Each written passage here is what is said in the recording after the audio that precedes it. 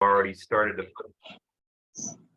put their name and title and what agency or jurisdiction you're with in the chat. So that's much appreciated. That'll be our virtual sign-in sheet. And then Melissa, if you could just also just keep a record of who's there with you in person, that would be excellent for documentation purposes. The agenda today is to give a quick review, kind of where we're at in the planning process. But most of the time will be spent discussing the hazards that are profiled in the plan, some of the changes in the list of the hazards that we've done to streamline the plan a little bit. Then we'll wrap up with some highlights of the capability assessment and begin the first portion of updating the mitigation strategy, which is taking a look at the broad goals of the plan. And then we'll wrap up with next steps. And please don't wait till the end for questions and answers. If you have anything, as we go through this meeting, I want this to be as interactive as possible. So feel free to, come off mute or post a comment in the chat. We'll try to monitor that periodically. But I think in the interest of time, I'm not going to, go around and have everyone introduce themselves, because that would take half the meeting with the good sized crowd we have on today. But I'm Jeff Brislam, project manager, and joining with me today is Chris Johnson, who's mitigation planner, and Chris and myself will be tag teaming the presentation today. For those of you that are just joining, please again type your name, title, and agency in the chat box. That's important for us to document who was in the meeting room today.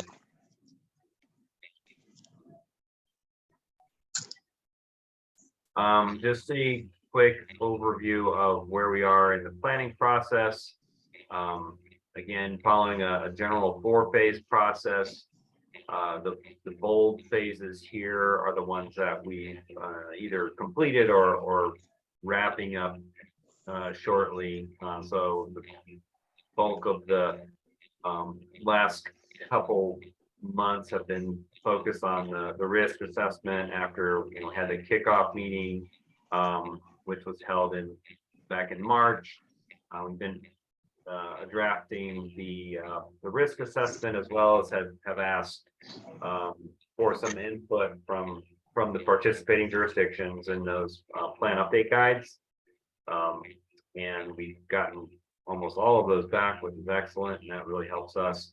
So I know you guys have been active doing some of the required homework on your end as well, and we much appreciate that. We have also pushed out a public survey, which closed in the middle of May. We got 50 responses total on that, and I'll touch on some of the highlights here shortly, and we'll share the more detailed results of that following this meeting.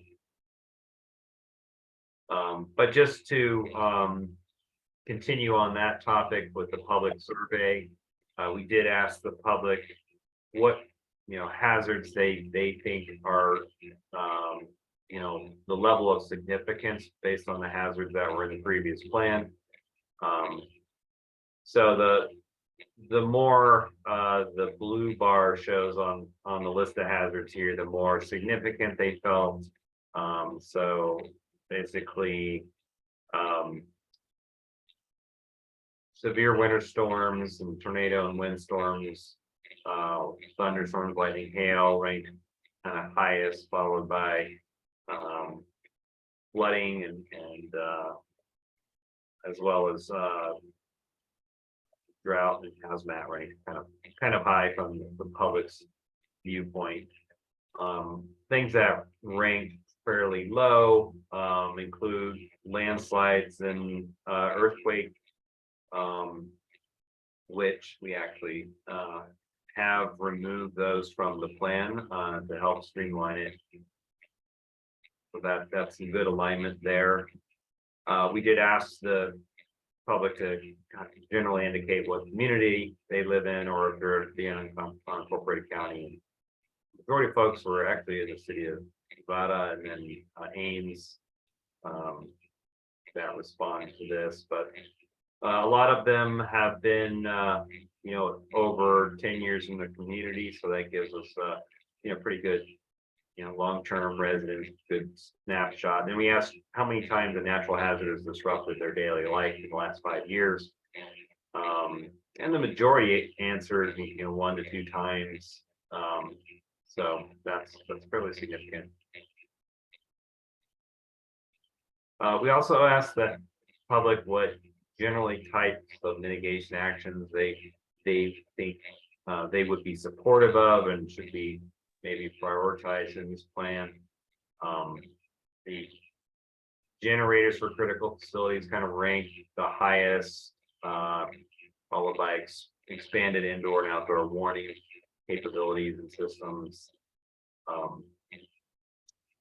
Planning and zoning to avoid hazard impacts was ranked pretty high, as well as continued participation in the National Flood Insurance Program, which allows people to purchase and maintain flood insurance. So again, we also asked if they had any specific concerns with hazards, as well as suggestions for mitigation actions, and so we will kind of open-ended responses. We will provide the results of that, so you can consider that as we move forward into developing the mitigation strategy. I think that's about it for the planning process and the public survey. Any questions or comments so far? I see a question in the chat about the PowerPoint. Yes, we will make the PowerPoint available following the meeting.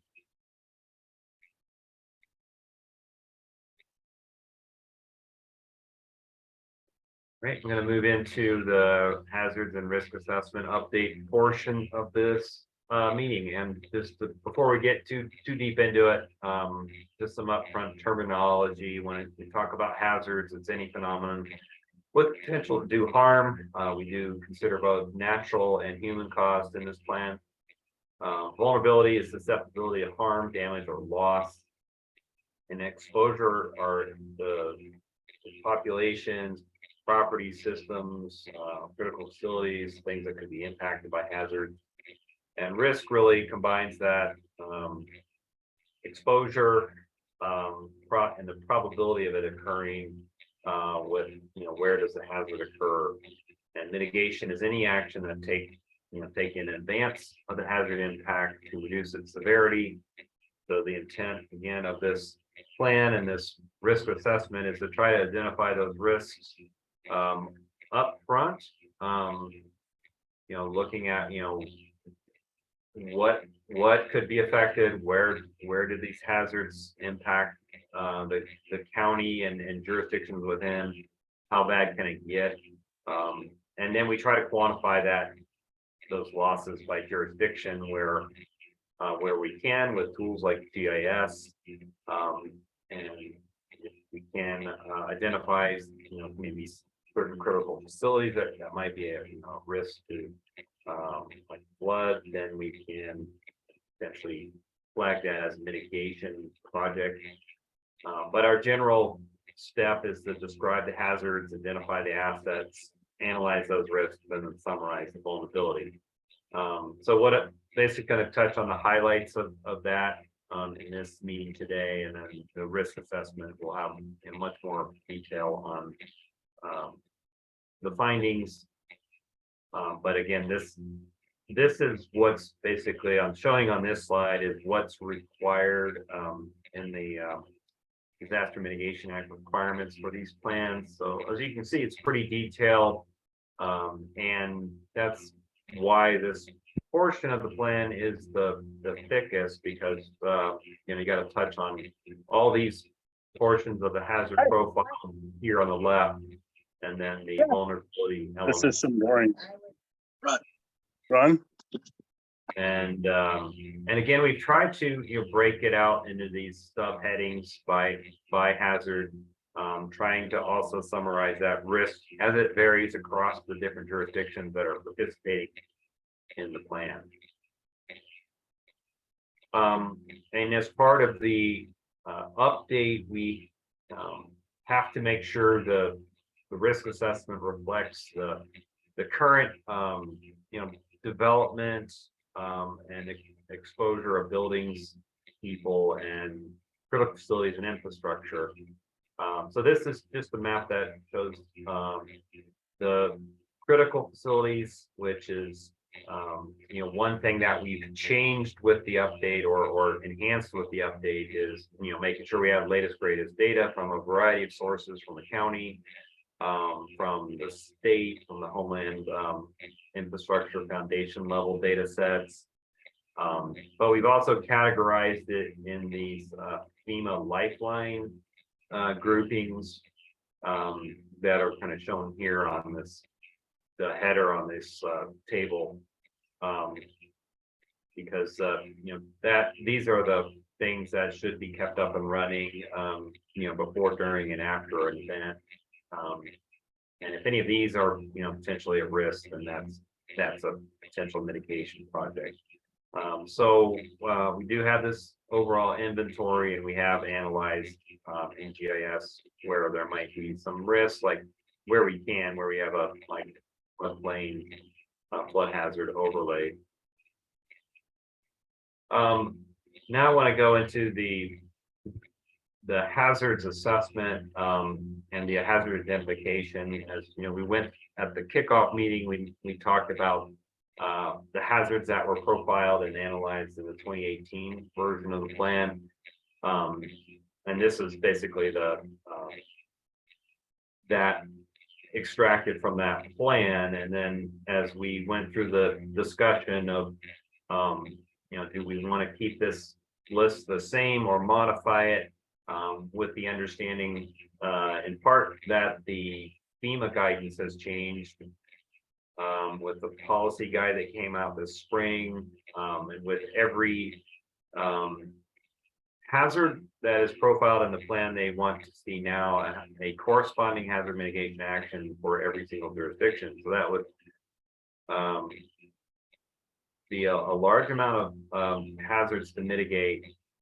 So based on the feedback from that meeting and some follow-on discussions with emergency management, we made some changes to the list of hazards. So this slide tries to sort of highlight those ones either that we've modified or combined versus those in yellow. Those are in green.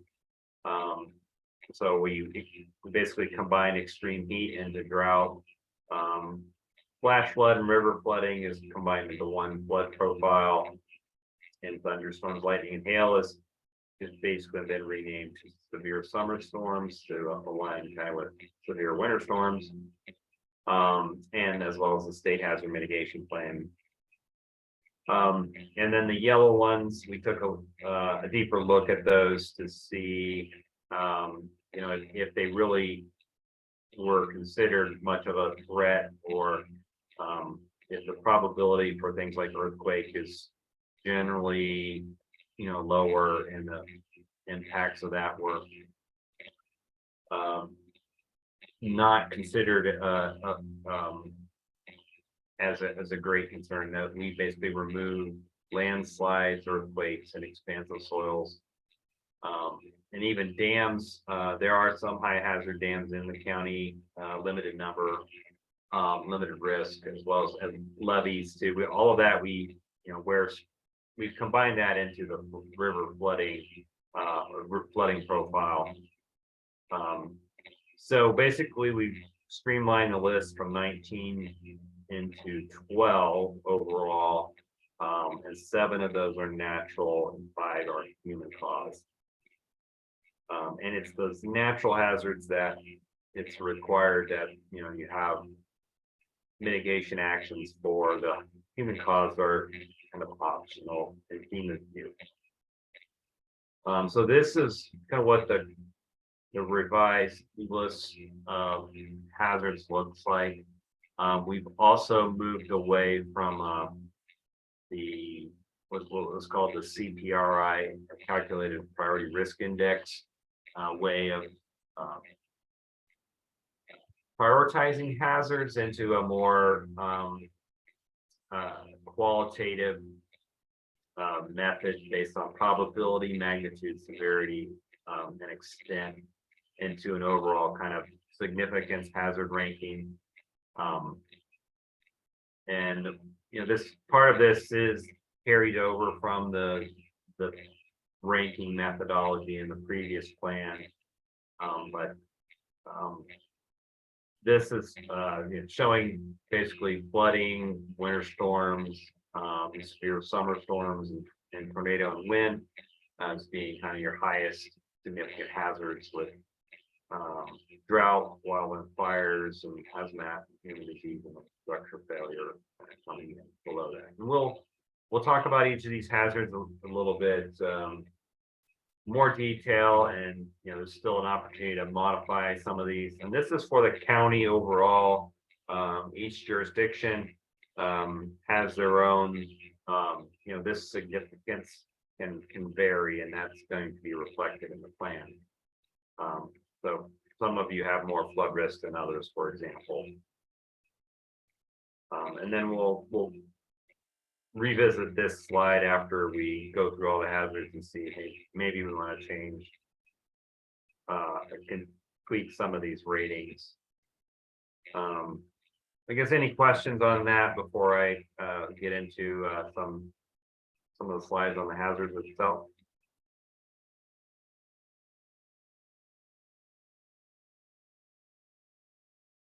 So going in kind of roughly alphabetical order, starting with animal, plant, and crop disease. This was there's a lot that is kind of captured in this hazard. It's can have a large potential impact to the local economy based on agriculture being an important part of it. And we were able to do some research on plant and crop loss due to basically crop indemnity records, and about 20 million has been paid out over plant and insect related disease since about 2007. And in terms of plant disease, the emerald ash borer outbreak has been a more recent issue here that has spread across Iowa and a lot of the country. So definitely doing a lot of damage to your ash trees. And then it looks like kind of 20 those some of the repercussions of those is you're losing shade. If those trees die, you're losing the benefits of shade from those trees. More susceptibility to damage and windstorms. So kind of relates to some of the cascading nature of hazards. But kind of the probability is I don't know if unlikely is the best categorization of this, since there have been things happening in more recent years, but I think it's been a while since there's been a significant animal or plant that did widespread impacts. Any thoughts or comments on this particular hazard before I move on to drought?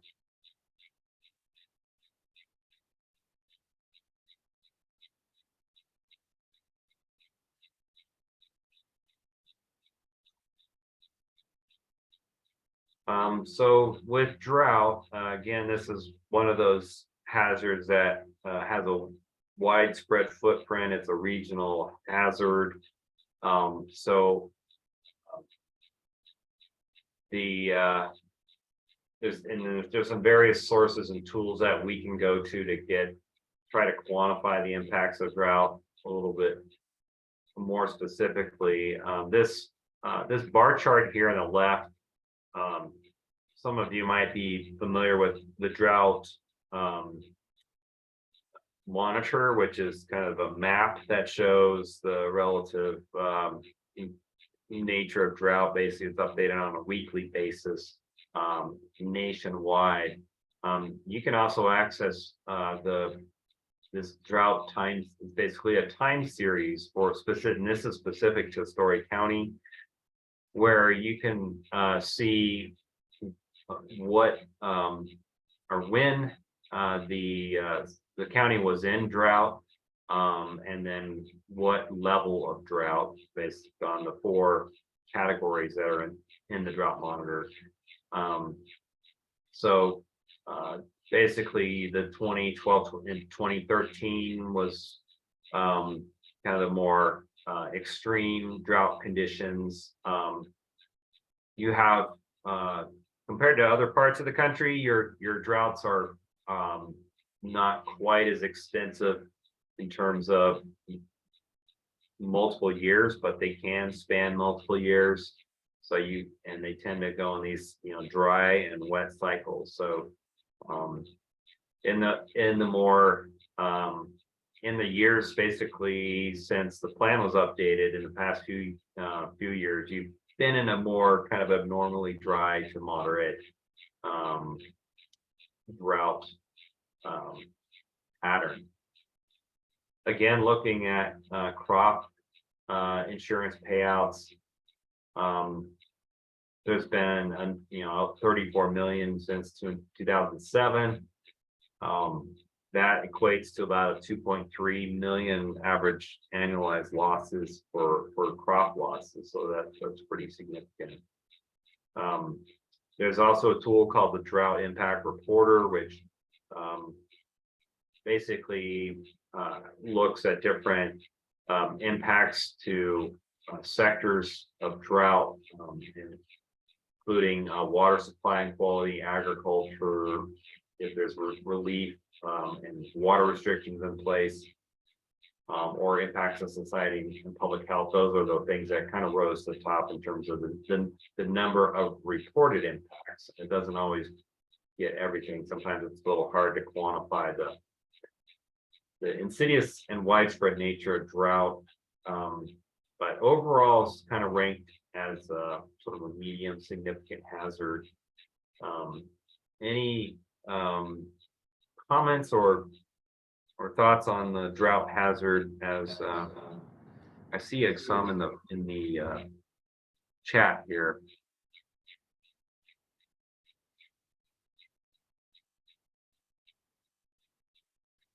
Related to water main breaks.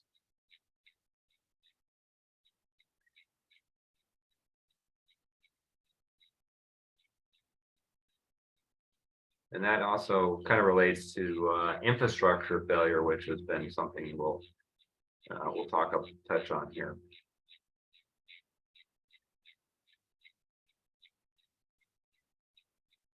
As I mentioned earlier, we've combined extreme heat into drought, but with the understanding that extreme heat events do occur outside of and independent of drought, but oftentimes they are linked when you get especially a series of extreme heat days that tends to dry things out pretty quickly. And in terms of we can track the number of heat advisories and excessive heat warnings, but heat can actually be a very deadly hazard, especially on vulnerable populations, elderly, workers that might be out, have have to work outside, such as those in the agricultural industry, can be more susceptible to that, to extreme heat. And then the urbanized areas of the county can be more susceptible to those that urban heat island effect, where the asphalt and concrete and infrastructure tends to absorb heat and hold on to it longer, even during the nighttime. So that's also considered kind of rolled into that medium overall hazard ranking. Any thoughts or questions, comments on extreme heat?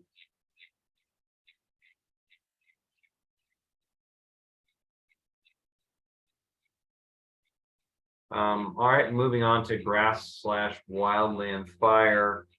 Also, one of those cascading impacts of drought and extreme heat. They tend to coincide a lot of the time. And since the plan was last updated, there's been some nationwide risk assessments that have been completed by the USDA, this wildfire risk to communities study. We find it's been a really useful thing for to inform risk a little bit better than we've been able to do in the past for areas like Iowa, where there isn't your kind of traditional wildland or interface, or areas of good mapped risk. So this map here shown on the right is risk to homes. It's the kind of the warmer colors, the more there could be potential risk to homes in this area. And then this graph or chart here on the left indicates that risk relative to other counties in the state of Iowa. So every little dot or bubble on this chart is another Iowa county. So you're on average, you have risk greater than about 20% of the counties in Iowa. So it's not the greatest risk. It's not the lowest. It's but more on the lower end compared to other parts of Iowa.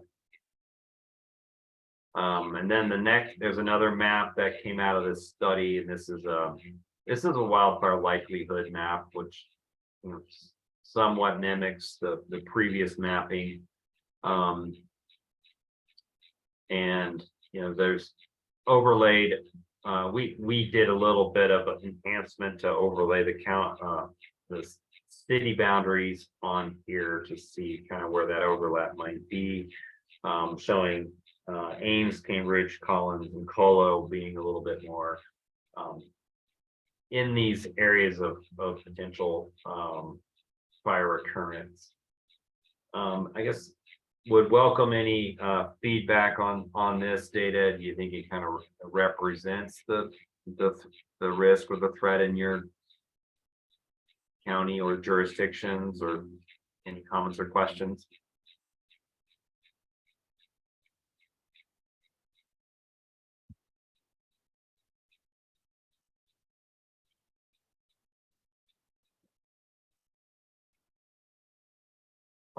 Next hazard is a human cause, which is hazardous materials. So we look at both releases from fixed facilities, as well as transportation related incidents where there could be a spill from a truck accident or a train.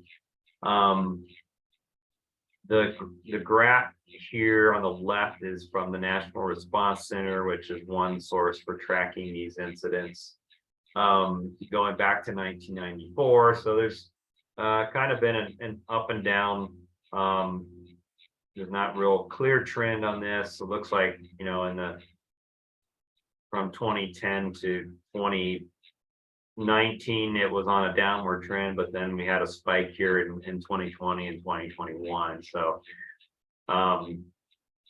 most of these are largely kind of a split. Mobile railroad pipeline incidents have been responsible for the type of incidents, but fair amount of fixed facility incidents are shown in this breakout here. There's been 4 injuries that were, associated with these incidents. But oftentimes that might be related if there was a truck that crashed and the driver got hurt, that would be shown in that statistic.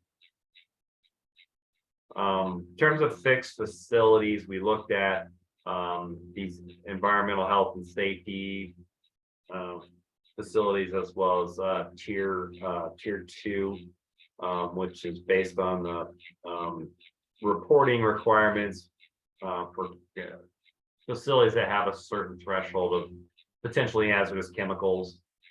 So you can see there's distribution of these across the county, with more of them concentrated in the larger municipalities like Ames and Story City. So we do have those kind of ranked, or not ranked, but captured by type of facility and what jurisdiction they are in. So as an indication of where maybe a higher likelihood for an incident in some of the communities that have more facilities. Any comments or questions on hazardous materials? Jeff, I have one. Did you guys look at the Iowa DNR spill database at all? Because those capture some other hazardous materials events besides things that are just reported to the NRC. So I think that those numbers are a little low. Okay. That is normally a source we do look at. I will make sure that we are looking at that one too, but yeah, unfortunately I don't have that shown in this presentation, but we will look at those numbers too. Okay, thanks.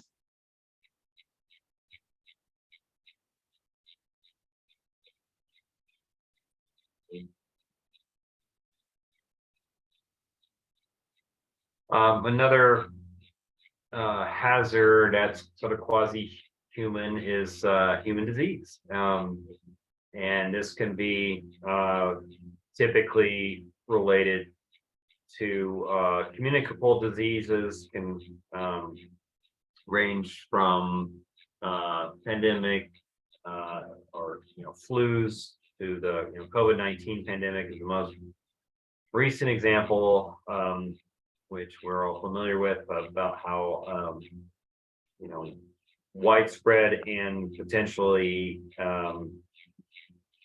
impactful to people and populations and public health, as well as the local economy, when you have impacts to workers that might be associated with a flu outbreak, and what we certainly saw with COVID-19, having to limit that social contact. Typically the elderly and those that have less access to health care might be more susceptible to human disease outbreaks. Sometimes young children as well. Fortunately, that wasn't the case with COVID. But this graph shows the COVID cases in Story County, which you actually had a greater spike in 2022 versus back in 2020 when the outbreak first started. But of course, with the advent of vaccines, we were able to mitigate some of the impacts to some of those more vulnerable populations, such as the elderly. So this, definitely are having the impacts of COVID pandemic incorporated in this plan update. still has it kind of ranked as an overall medium impact. Any other thoughts or questions on human disease?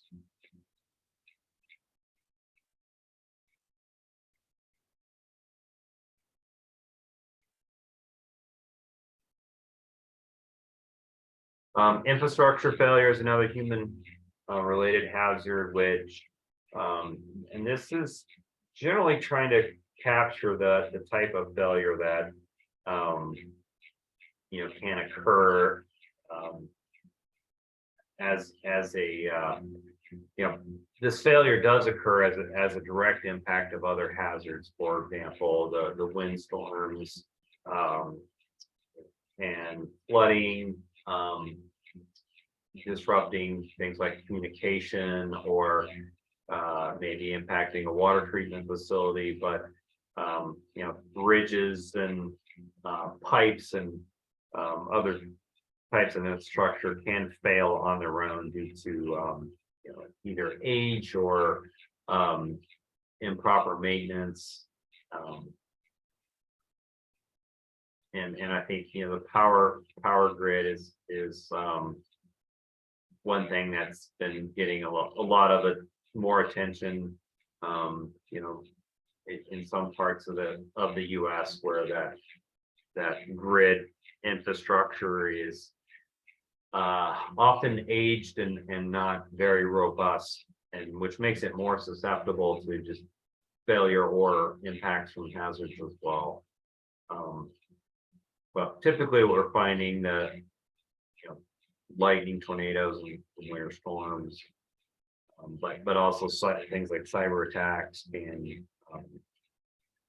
bring types of infrastructure to impact types of infrastructure. So this one, there was a nationwide infrastructure report card, and this is it's the results for Iowa, which gave it kind of a C rating, and actually some pretty low ratings for things like bridges, and inland waterways. So that's obviously some room for some improvement on infrastructure where it could be susceptible to failure. Any thoughts or comments on this particular hazard?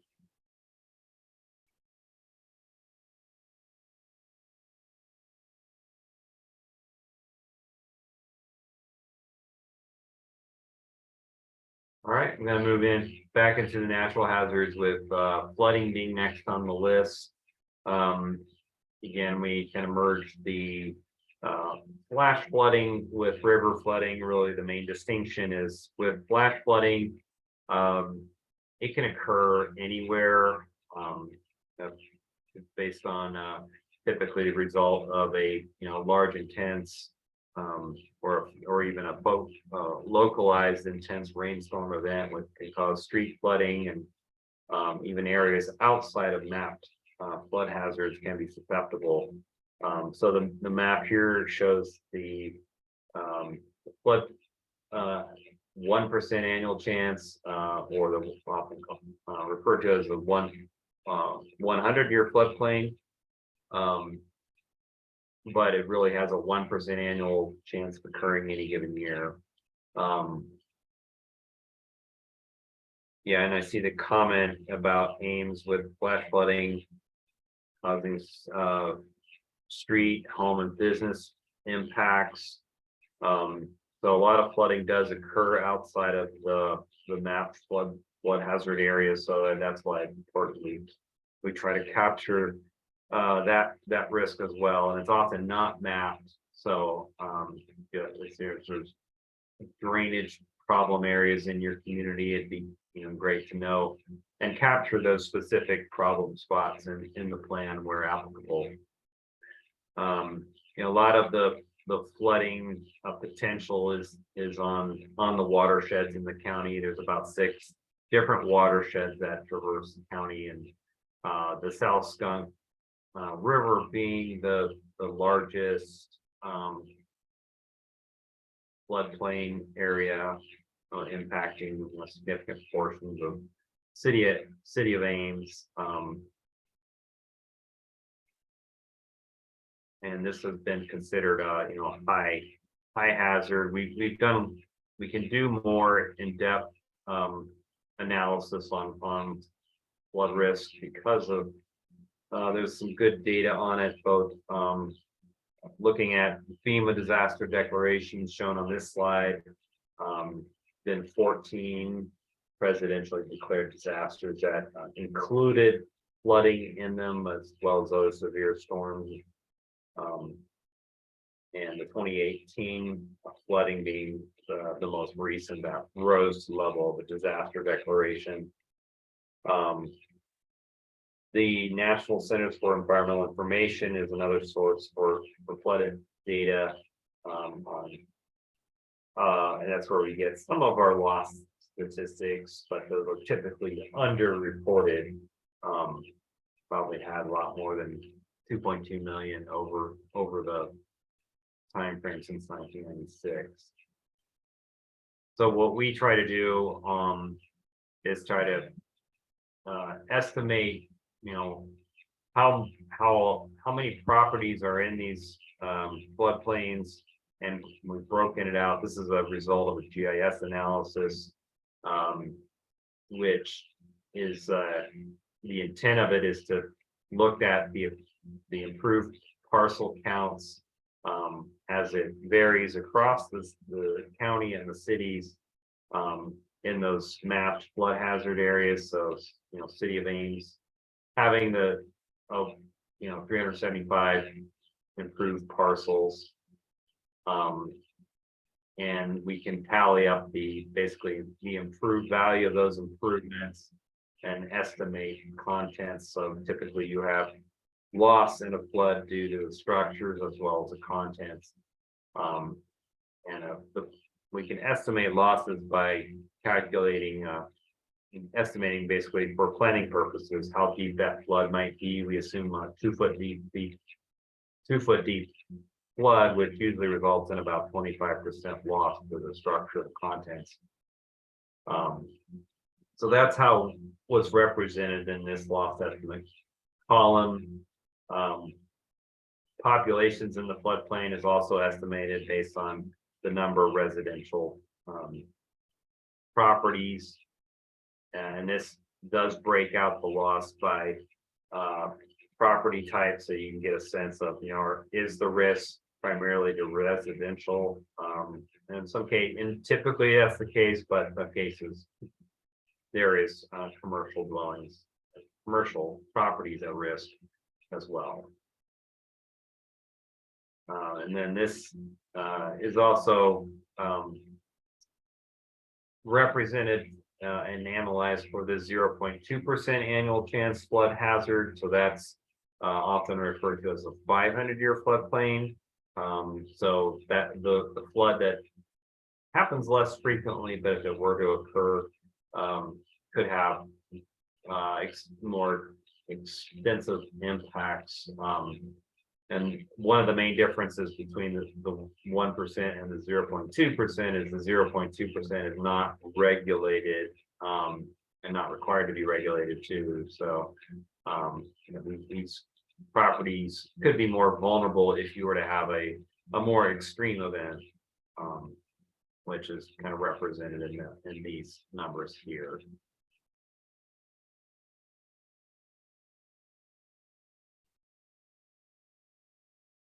In addition, we've looked at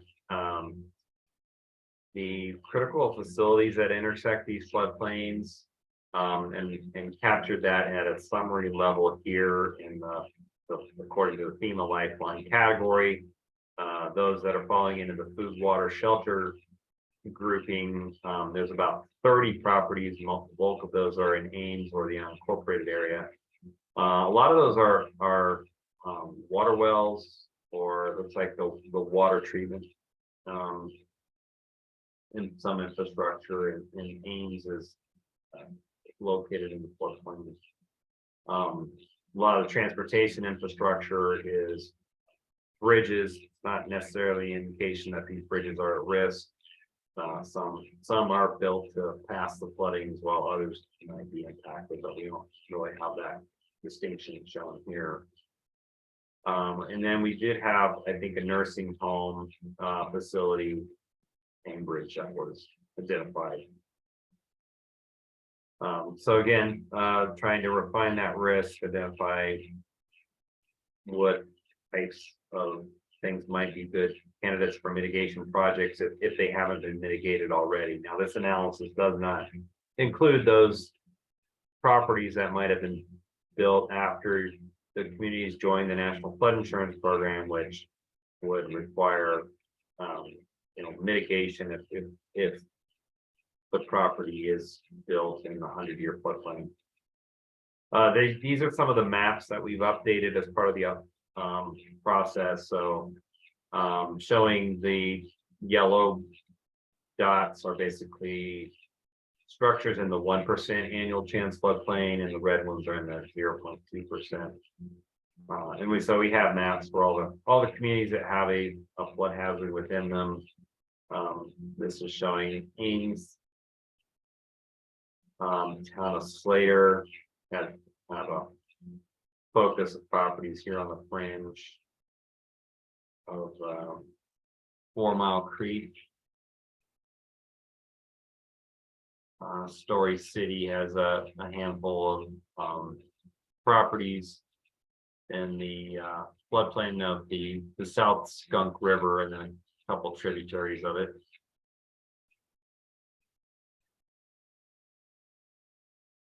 This is Cambridge, and it's actually showing also where there's a levee in place, and the hatched area is showing kind of those areas behind the levees, potentially providing some level of protection to those properties.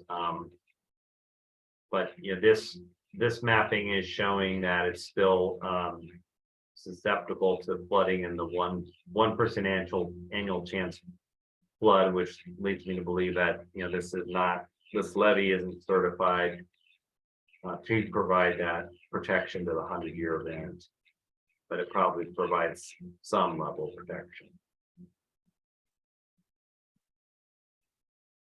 Maxwell also has some flood risk shown here. There's some levees outside of the town limits to the south.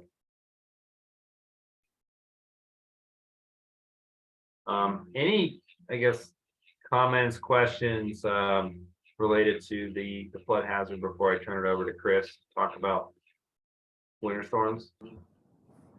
Hey, Jeff, will you be able to make those or give me those maps to make those available to everybody after this meeting, in case they want to look at them while they're doing their own assessments?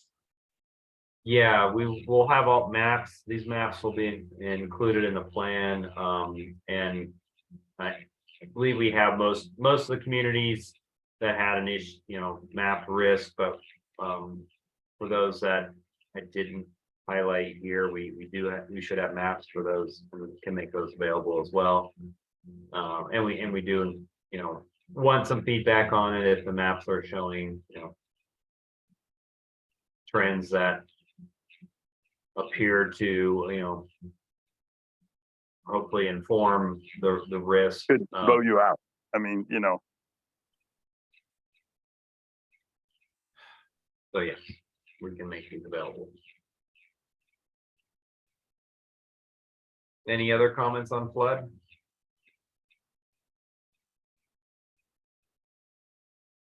Okay, so I am going to turn it over to my colleague Chris Johnson to talk about the rest of the hazards and the rest of the presentation. Okay. Thanks, Jeff. All right. So I'm going to be starting this off with severe winter storm. So this is a pretty common occurrence both in Iowa and the entire Midwest region as a whole. According to the public survey results that we showed above, this is actually one of the hazards that's kind of on the higher end of the public perception of as far as its severity and its impact in Story County. The National Weather Service identifies the following events as winter storm events. So those are blizzard, blowing snow, heavy snow or snow, freeze, freezing, fog, and freezing rain, frost, ice storm, wind chill, and winter storm. And that table there on the left-hand side is basically all the different categories for advisory and warning issuances from the National Weather Service. According to that data that we pulled from the Iowa State University Environmental Mesonet database, since 2005, there's been 461 winter weather related watches, warnings, or advisories issued in Story County. So again, very, very common occurrence. In fact, we can count on at least all but one event is guaranteed to occur each year. The impacts can be pretty severe, disruptions to ground and air transportation, damage to overhead utility lines from ice buildup, power outages, and property and crop losses. According to the National Centers for Environmental Information database, which we pull a lot of our weather data from, there's been a total of $63 million in property damages since 1999 attributed to all of these winter weather related categories. A caveat I'll give for the NCEI, which I'll be referencing quite a bit, is that it's based off of what has been reported to the National Weather Service. So it's not always a complete picture of actual dollar losses. It can give us a pretty good ballpark, but because a lot of times these kinds of damages are handled by private insurance, it might not be complete. So if you have any, all that to say, if you have any better figures, please feel free to share them with us. So this one, we've given a preliminary ranking of high. Are there any comments or anything related to severe winter storm?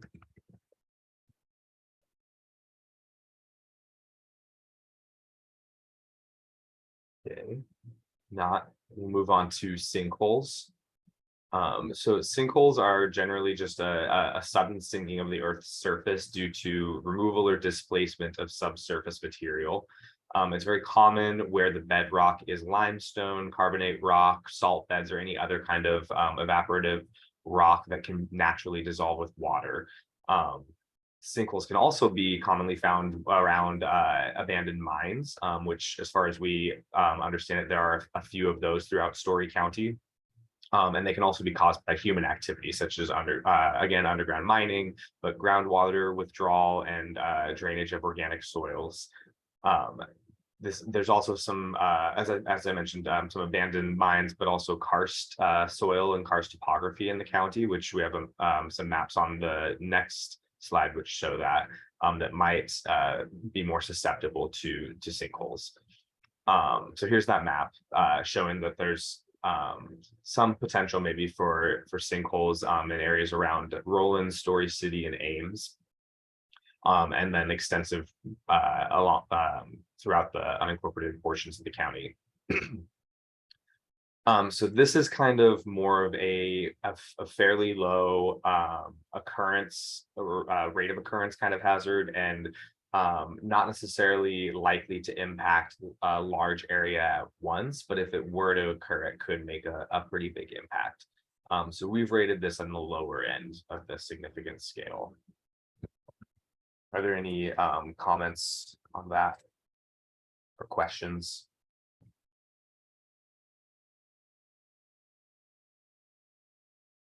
Okay. If not, we'll move to some more weather hazards. So for the 2023 update, we've combined thunderstorm, lightning, and hail all together to be severe summer weather. So similarly to winter storm, thunderstorms are all but certain to occur in Iowa, very likely to get multiple events every summer. There's been an average of at least 25 events per year based on the past record we have here since 2018. Thunderstorms are always accompanied by lightning. Lightning is what causes the thunder sound. And lightning can bring the risk for fire starts and property damage. So kind of an interrelated hazard with some of the others we've talked about. And often heavy precipitation, strong winds, and hail can accompany thunderstorms as well. And hail can be severely damaging too. So severe hail is defined by the National Weather Service as anything greater than 3/4 of an inch in diameter. And hail is actually one of the costliest hazards nationwide. And it also specifically hail poses a pretty significant risk to crops as well. So according to the NCEI database, together, these hazards have caused 9.7 million in property losses, about 2.8 million in crop losses, and 11 injuries. And then are there any, I guess, good, like I said, because the NCEI is sometimes incomplete, and also because this is a frequently occurring hazard, are there any specific events that have happened in recent years in Story County that might be of note?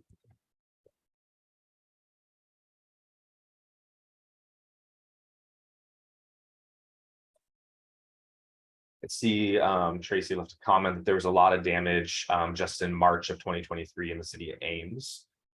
Was that from any specific storm or just a series of them?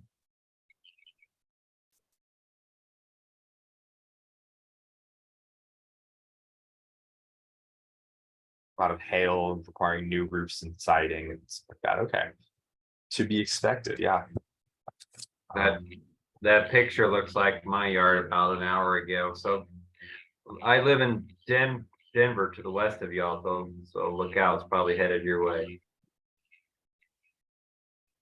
Yeah, I hear, and also I'm in Chicago, and I hear that we were having a derecho earlier heading this way as well. I don't know if that was moving over Iowa, but it seems to clear out some of the wildfire smoke here at least.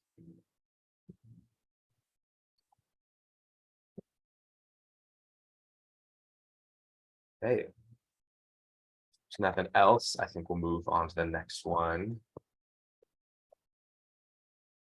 So next is tornado and windstorm. So there is kind of a little bit of overlap sometimes in the way the NCEI database stores these events. There's thunderstorm winds and there's high winds. And so this total figure here is including all wind, which might include some of the damages that may have been caused by a thunderstorm.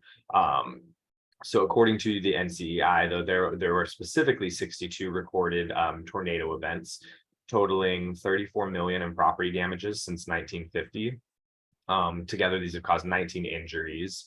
And Story County has also been included in 5 different presidential disaster declarations since 1998. Some specific events occurred March 13th, 1990, April 8th in 99, and November 12th in 2005. And then this map right here shows where we had available data past tornado events since 1950, and if they had the tornado path as well.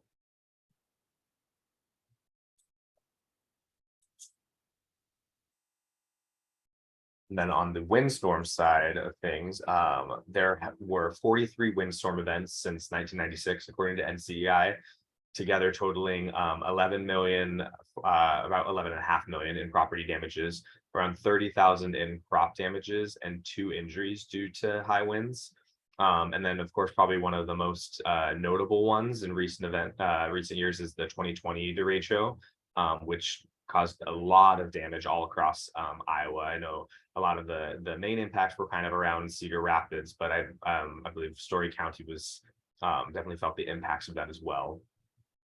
So it's a good example of the scale of what is possible here. Similar with some of the other hazards, power outages and communications disruptions are possible and very likely. This can be a big threat for residents who are electricity dependent. And then, of course, direct damages to property, crops, vehicles, impeding traffic and emergency services response. Things like that are all to be expected with these hazards. So because of that, also in the general frequency of that, we've given this severity ranking of high. Are there any comments on that or questions?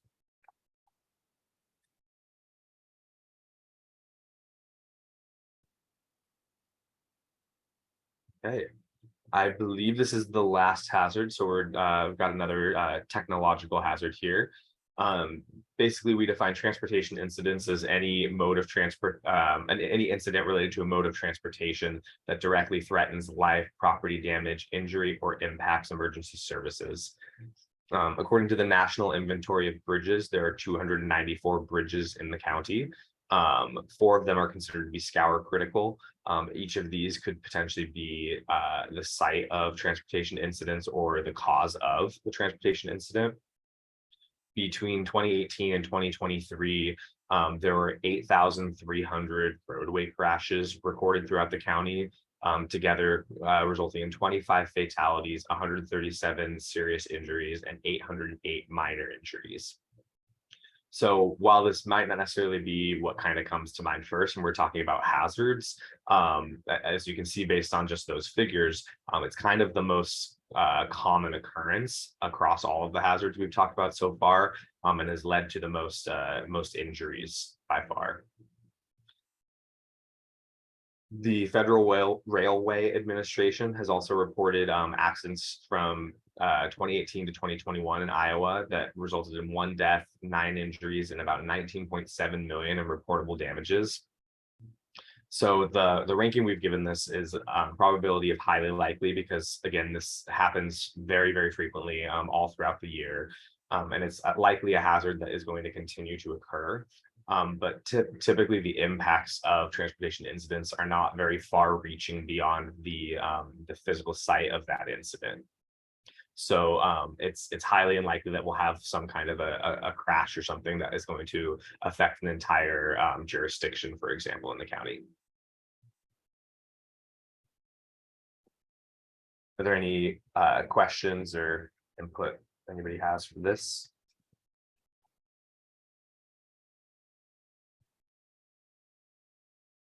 Okay, if not, then the next slide here, here's just a single table with our summary preliminary rankings for the 2023 hazard assessment. Are there any more initial thoughts on these right now? Is there anything that we would want to shift up or down in severity? Or are we liking the way it looks right now, or feeling this reflects the situation? This is also not the last chance to give this kind of input. So if anything else comes up, please let us know. I just want to check.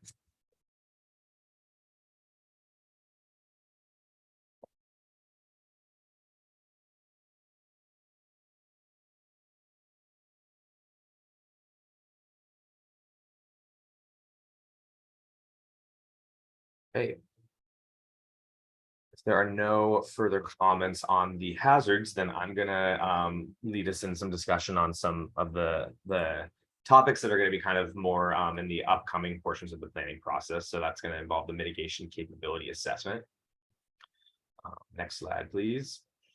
So this is an important part of the planning process. What we want to do is assess the ability of each participating jurisdiction to conduct the kind of hazard mitigation activities that we are trying to promote and identify in this plan through existing governance structures, policies, ordinances, programs, staffing capabilities, any partnerships with the private sector or NGOs, et cetera, things like that. This is not intended at all to be like an expectation or a requirement that each municipality has all of these resources at their disposal. That's very uncommon. But what we want to do is inventory what is there and what is established so that we can best take advantage of those capabilities through this plan. Next slide. So this is all included in the plan update guides that we sent out. Again, we've seen almost all of them, I think missing just one return so far. So if there's any gaps in the info that was asked in there, there's a table where it's all broken out by these categories. There's still plenty of time to send that to us. That's very helpful info. And if we don't get that, we will just kind of leave blanks in the tables in the plan to send back for your review, just to clarify whether or not you do have these things.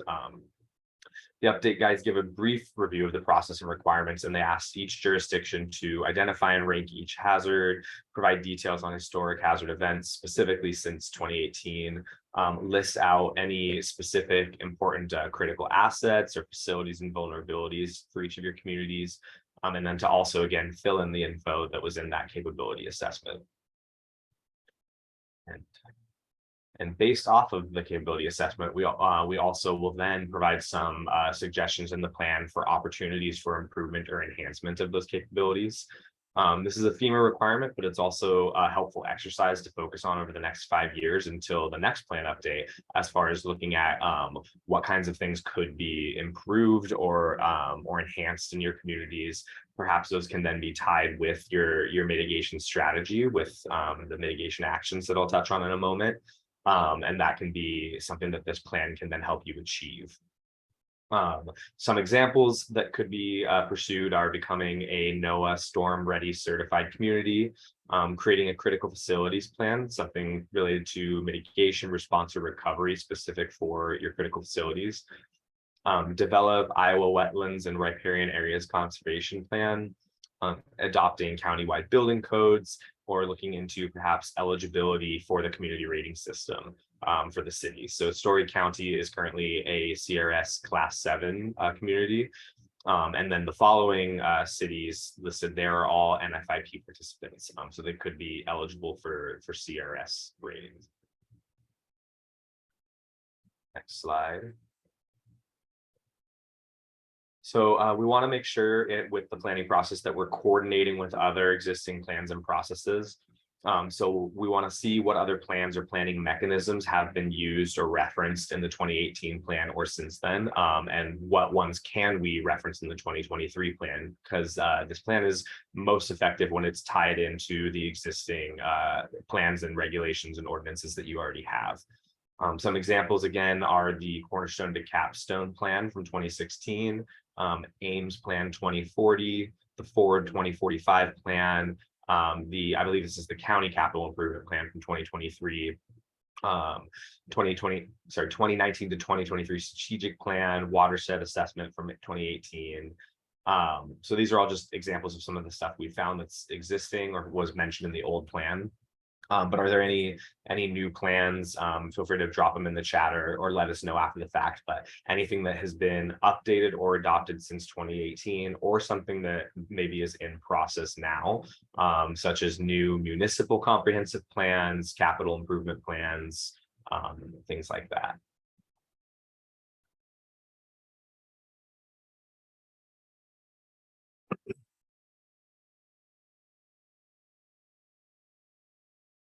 Yeah, and we're particularly interested if any of these recently updated plans or other plans, mention or cross-reference the hazard mitigation plan in any form or fashion.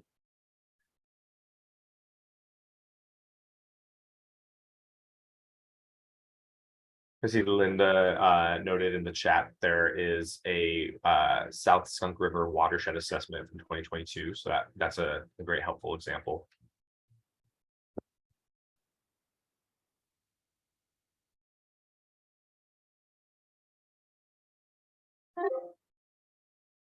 We can move to the next slide.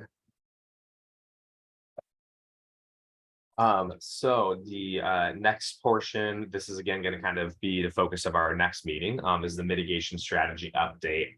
But first, we're going to review some of the goals.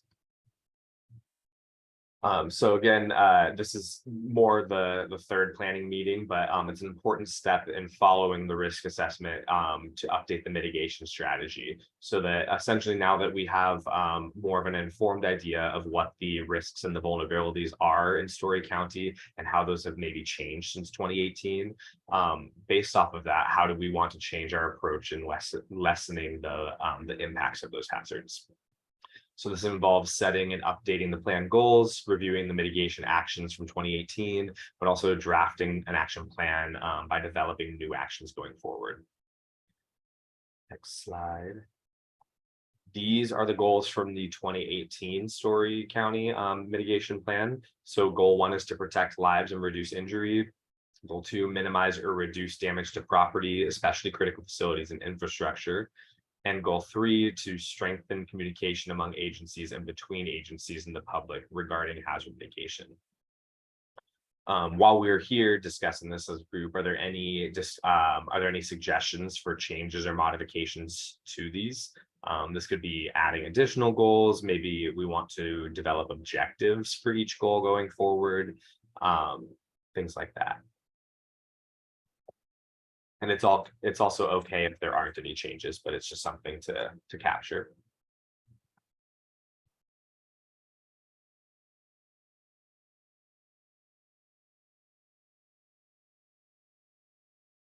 And go to the next slide too, just for reference also.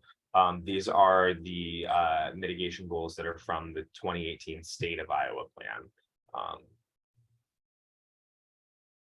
So definitely some different wording here, but kind of similar in their scope to what was developed for Story County also.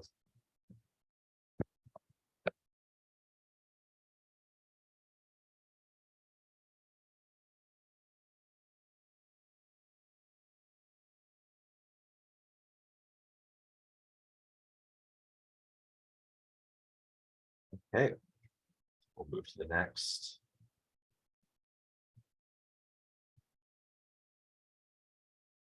Let's see. Tracy, I see you have a question here, deciding between the state versus story language. The state goals were just for reference. So if there's something you see that you like there and the group wants to modify the county goals, that's something you can do, but you don't need to pick one or the other. And also there's more time to give us that if needed. We'll have some time in the third meeting for a little discussion on the goals as well. So next slide.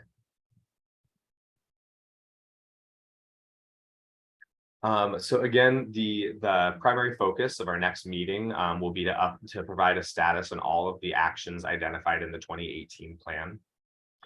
Prior to this next meeting, we're going to provide you a mitigation action status tracker, which is going to include all of the actions that were identified by each participating jurisdiction and the county in 2018. And we're going to provide that to you for you to review to give us info on the status of those 2018 actions. So we really want to emphasize that there's not an expectation that you've completed any or all of these actions, but it is vital for the update that we report on a comprehensive update of what their status is for each and every action. So we're going to want to know for each action whether it's been completed, whether progress has begun on it, work has started, but it's not yet done, or maybe the action hasn't been started at all yet, but it is definitely something that we want to keep forward and we'll carry that on with the plan. But we can also delete any actions that no longer seem feasible or relevant to the community and the goals. So these are just a couple examples of some of the actions that were in 2018's plan.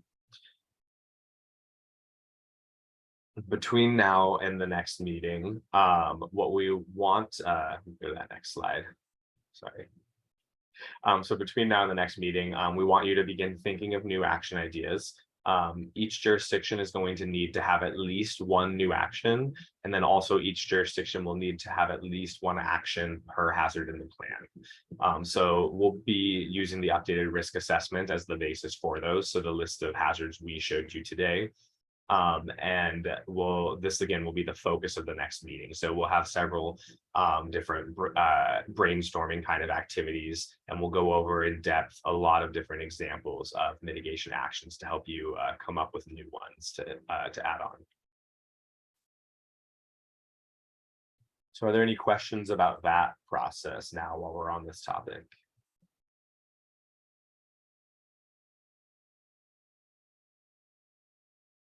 Maybe just to clarify too, that in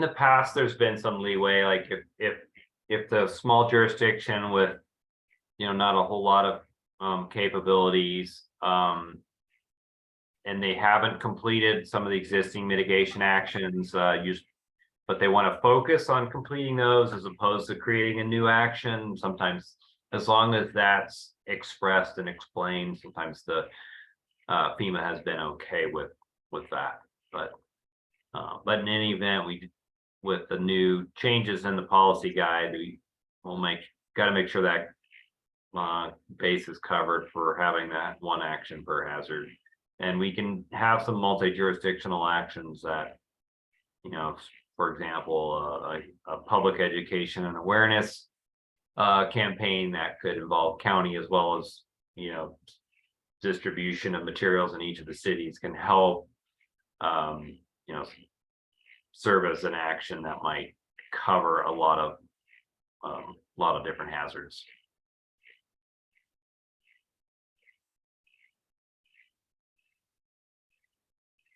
Thanks, Jeff.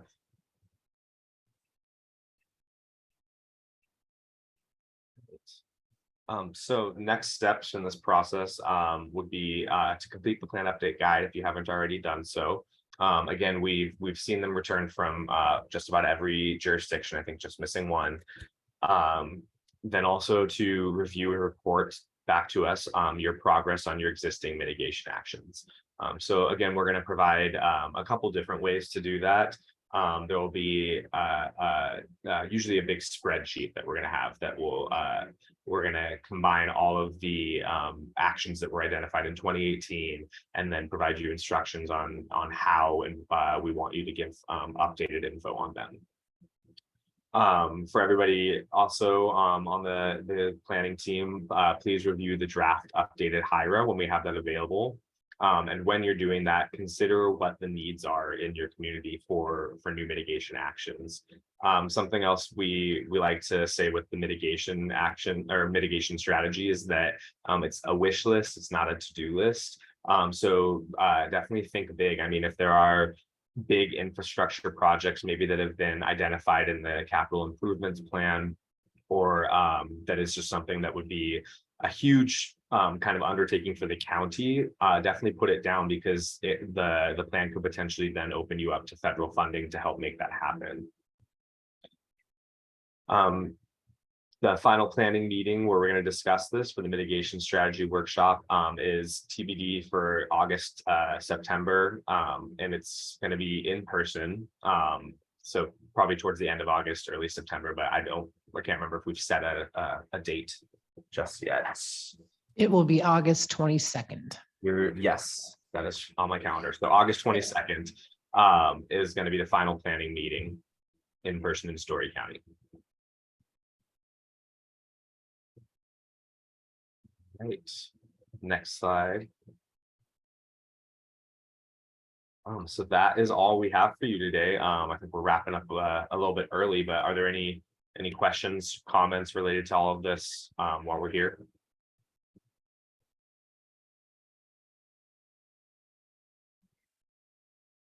If not, then Jeff, do you have anything else to add?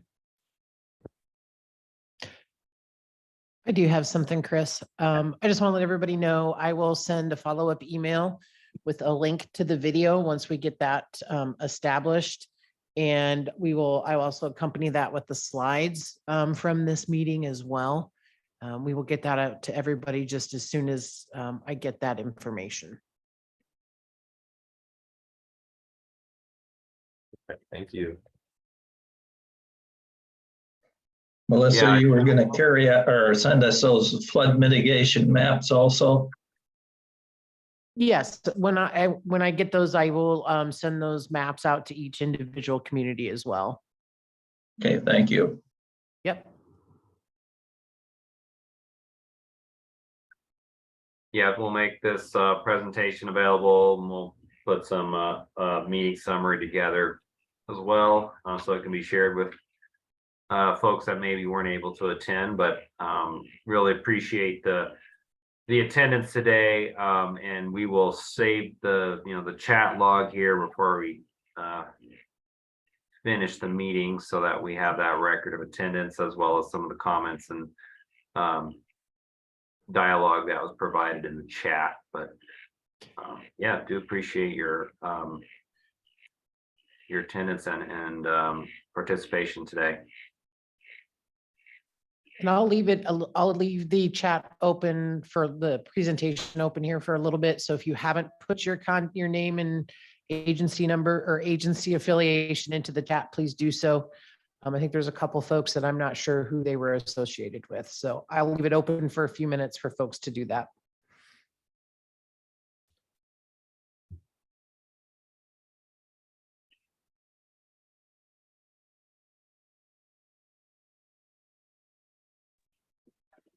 Thanks, Mel.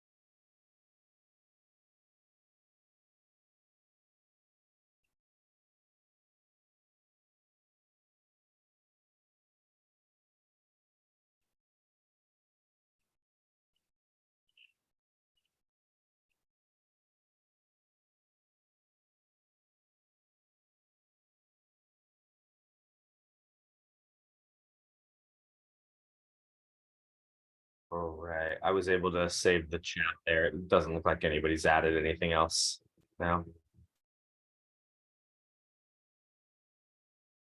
Yeah. I think there was a few,